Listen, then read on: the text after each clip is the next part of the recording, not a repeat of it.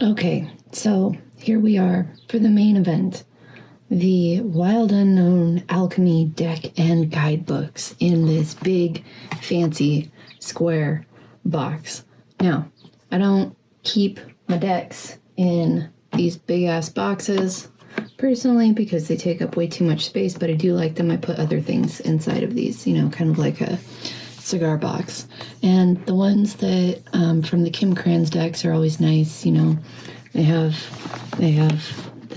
all of the images and the printing all the way around the outside, and they have some little design and saying on the inside that makes it feel all special.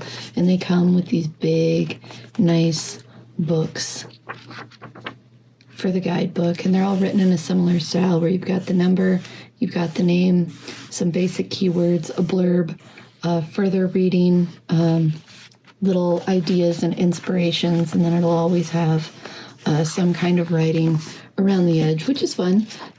These are fun books. They the way that they're set up and designed, they remind me that you don't have to be so serious about everything. You can play too. So then underneath the book, we have the actual deck, which comes in its nice own little box.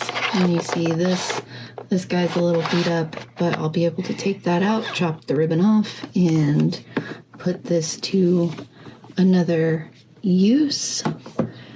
And then the deck can just stay in here in this nice little hexagram shaped box, since these cards are obviously going to be hexagram shaped. And it's a nice little hard box. It's got images inside. It's got a little ribbon to help the cards come out. And we're just going to take a quick flip through of the cards and check out this goodness. So there's the sun.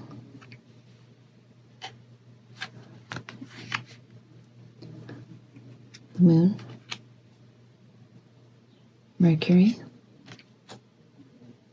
Venus. Mars. Jupiter. Saturn. Uranus, Neptune, Pluto, Chiron, Darkening, Lightning, Yellowing, Reddening, Winter, Spring, Summer, Autumn, Lead, Tin, Iron, Copper, Quicksilver, Silver, Gold, Antimony, Wise Salt, Sulfur, Glass, Sugar, Smoke, Ash, Vinegar, Oil of vitriol, Breath, Blood, Resin, Fog. Virgin's milk.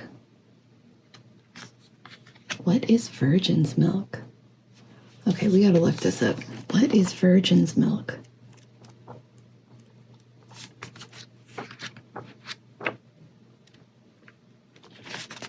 Okay.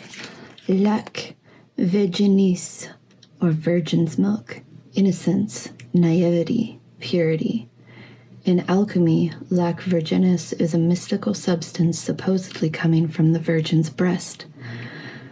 The alchemist asked, how can it be? How can milk come from not carrying a child? That is precisely the nuanced teaching of lac virginis. When studied as an alchemical concept, it points to a lack of awareness or experience that the alchemist would rather not reveal. Yes, this milky substance is a symbol of purity and innocence, but its shadow side is naivety and even denial. When the virgin's milk appears, discernment and honesty must be applied to the work. Is something being glossed over, rushed, or presented as perfect? There are likely complexities that need to be addressed so the alchemist can gain the maturity to handle what's next. Interesting.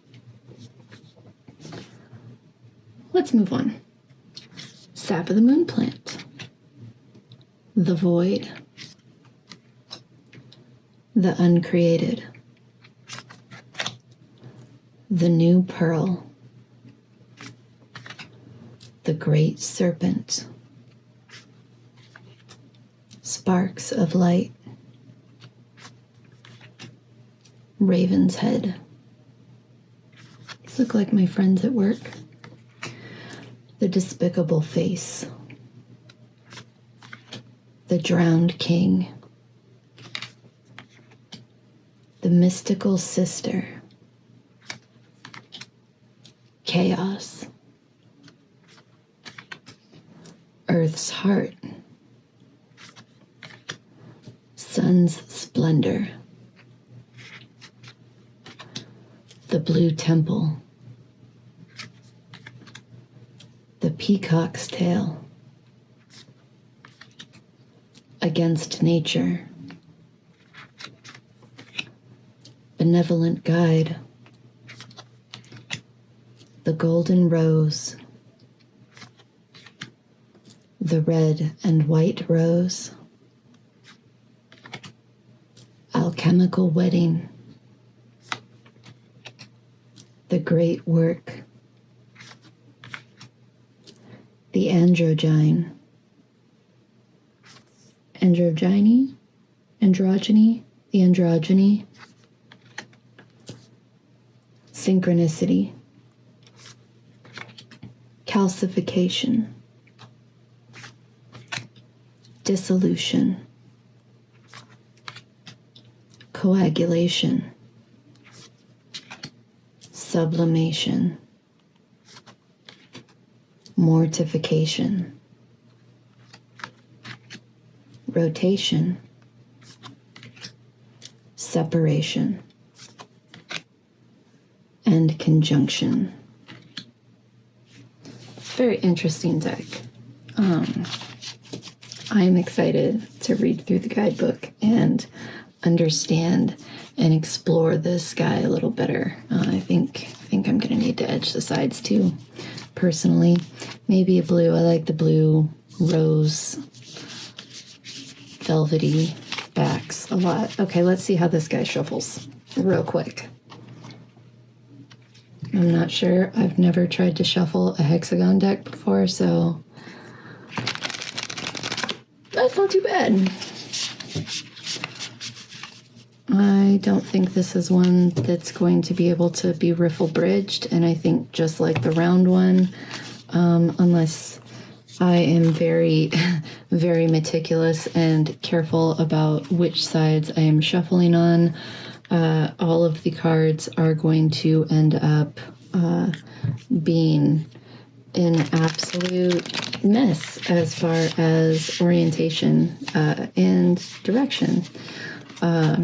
I don't read reversals, so that doesn't really matter for me. But if you do, well, you're going to get lots mixed in when you shuffle. This cardstock isn't thin enough.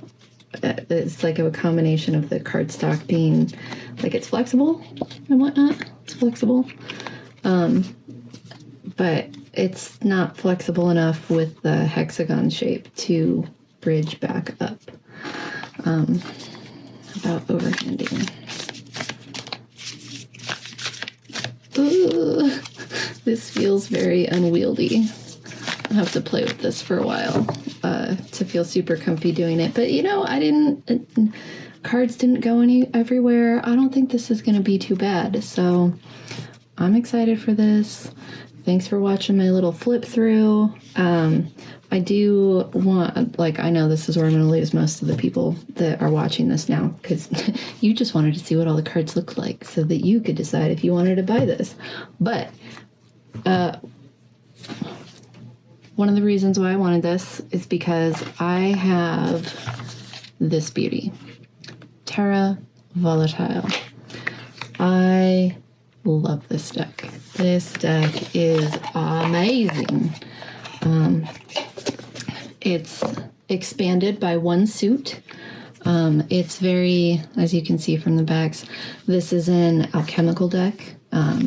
It's based on lots of different schools of occultism, but it definitely has lots and lots of alchemical themes to it. And it does have an entire other 14 card suit, 10 pips, and 4 quartz in the suit of vessels, which represents the element of quintessence, or like that primal spark of life, I think.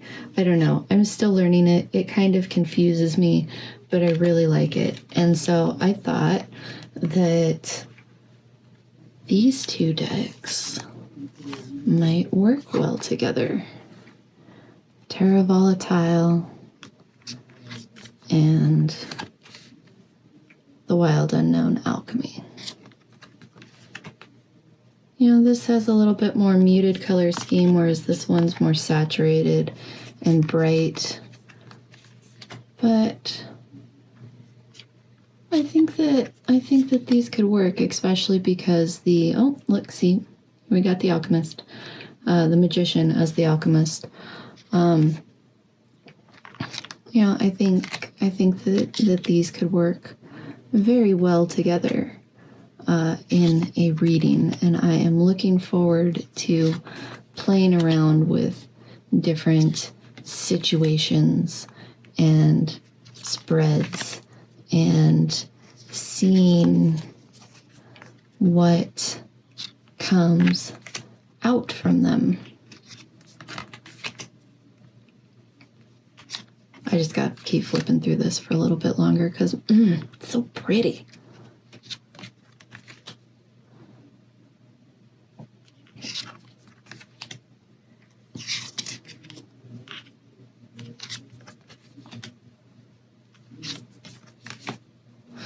Okay, there is one other deck that I have that is also an alchemy-based deck that I thought might pair or be really cool to use with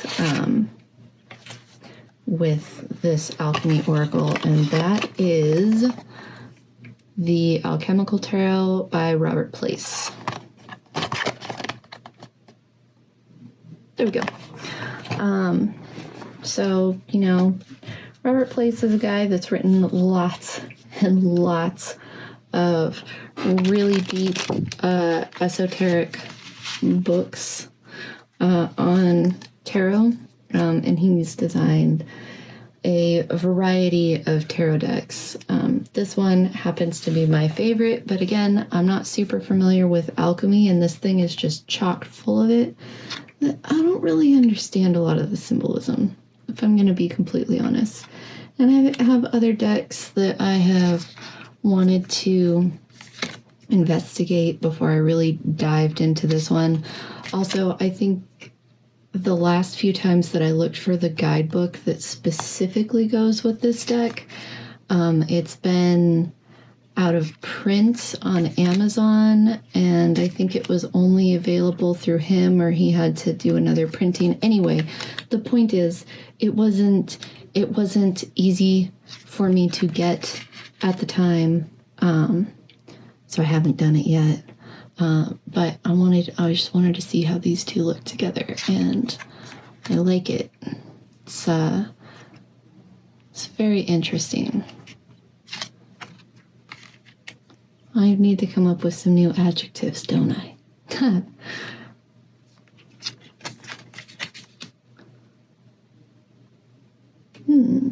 Red and the white. The red and the white.